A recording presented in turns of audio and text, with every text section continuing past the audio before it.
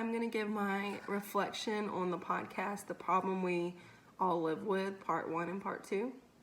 During the first podcast, I felt embarrassed for the parents from Francis Howell District. They have a right to their own opinions, but to act like that was just kind of wrong.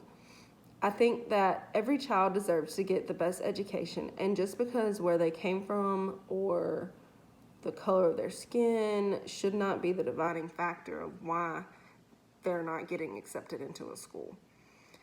The parents say that they're concerned about test scores and violence, but using those as excuses just proves that they're stereotyping the kids from Normandy.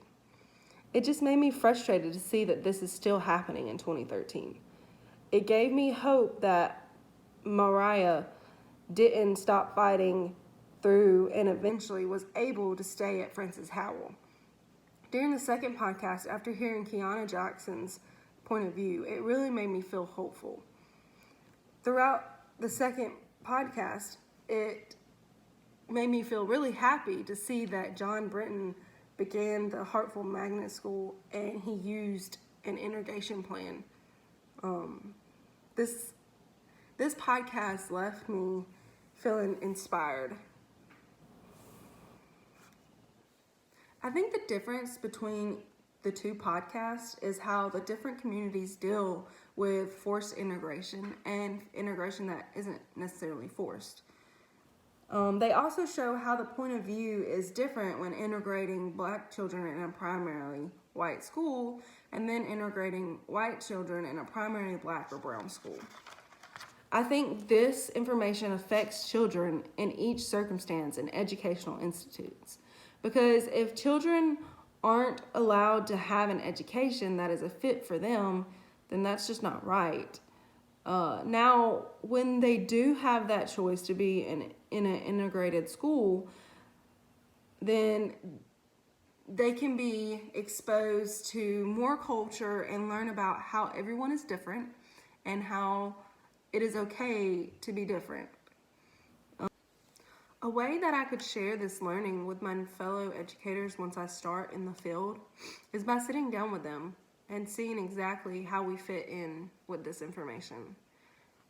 I could also explain to them how we could do better with teaching students how to accept everyone and teaching them how everyone is different and it is okay to be different. I think this topic is happening everywhere, not just in educational settings. I think that places in the world are still stuck in a segregated atmosphere, and people still continue to fight against it.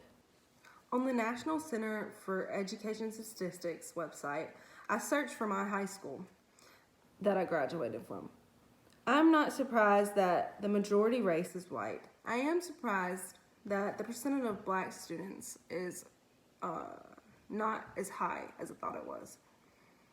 I decided to search the surrounding middle schools that feed into that high school, and I found that it was about the same ratio of students.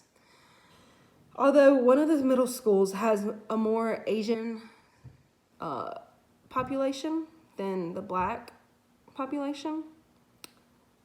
But again, that makes sense because the area is populated with more Asian residents. All three of these schools are in a rural part of the county. So, all in all, I think that it's still crazy that the world is still stuck in some places of being segregated.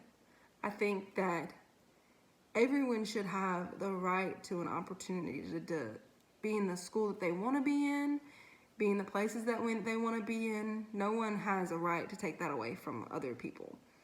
I think that